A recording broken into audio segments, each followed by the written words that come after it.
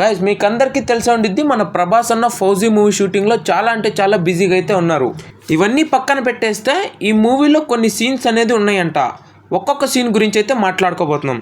First of all ఈ మూవీలో Alipore jail scene అనేది ఉండిద్దంట భయ్య. ఇది చాలా అంటే చాలా బాగుండిద్ది. ఇది ఒక 160 years బ్యాక్ జైల్ అంట. ఇక్కడైతే ఒక షూట్ కూడా అయితే ఉండిద్దంట. ఇంకా సెకండ్ వచ్చేసి జపనీస్ వాళ్ళది ఆర్మీ క్యాంప్ అనేది ఉండిద్దంట. ఈ ఆర్మీ క్యాంప్ కూడా ఒక సెట్ లాగా అయితే వేసి ఇది కూడా చూపిస్తారంట ఈ మూవీలో. సరే ఇదంతా పక్కన పెట్టేస్తే ఇంకా మన హైదరాబాద్లో నిజామ్స్ రూల్ అనేది ఎలా ఉండిద్దో కూడా చూపిస్తారంట ఈ మూవీలో. అప్పటిలో నిజామ్స్ వాళ్ళు హైదరాబాద్ని ఎలాగైతే పాలించారో అవన్నీ కూడా ఈ మూవీలో డీటెయిల్డ్గా అయితే చూపిస్తారంట. ఇంకా నెక్స్ట్ సీన్ వచ్చేసి ది బెర్లిన్ డిప్లొమాటిక్ బ్యూరో. మీరు గూగుల్లో కానీ సెర్చ్ చేస్తే ఇది సపరేట్గా ఫౌజీ మూవీ కోసమే డిజైన్ చేసిన సెట్ అంట. దీన్ని కూడా మూవీలో అయితే చూపిస్తారంట. ఇంకా నెక్స్ట్ వచ్చేసి ఆజాద్ హింద్ ఫౌజ్ జంగల్ కమాండ్. ఇది మన సుభాష్ చంద్రబోస్ గారు అయితే నడిపించారు. దీని గురించి కూడా చాలా అంటే చాలా ఇన్డెప్త్గా చూపిస్తారంట మూవీలో. ఆయన చేసిన రివల్యూషన్స్ కానీ అన్నీ చూపిస్తారంట. ఇంకా నెక్స్ట్ వచ్చేసి మన బ్రిటిష్ వాళ్ళది ఇండియా వాళ్ళది క్యాంటోన్మెంట్స్ అనేది కూడా చూపిస్తారంట.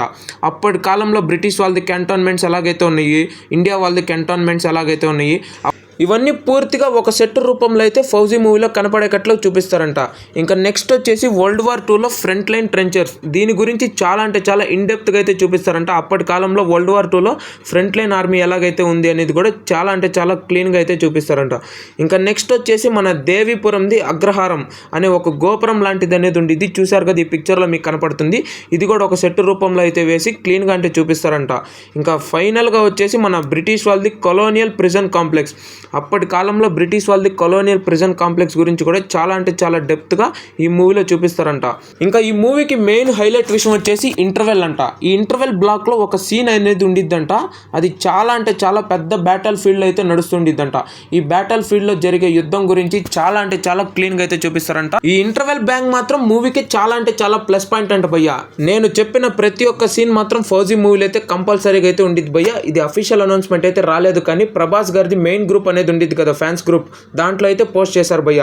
ఇవంతా పక్కన పెట్టేస్తే ఈ సంవత్సరంలోనే డిసెంబర్లో అయితే ఈ మూవీ రాబోతుందని చాలా గట్టిగా అయితే అంటున్నారు. ఇంకా ఇండిపెండెన్స్ డేకి ఈ మూవీ నుంచి టీజర్ రాబోతుంది.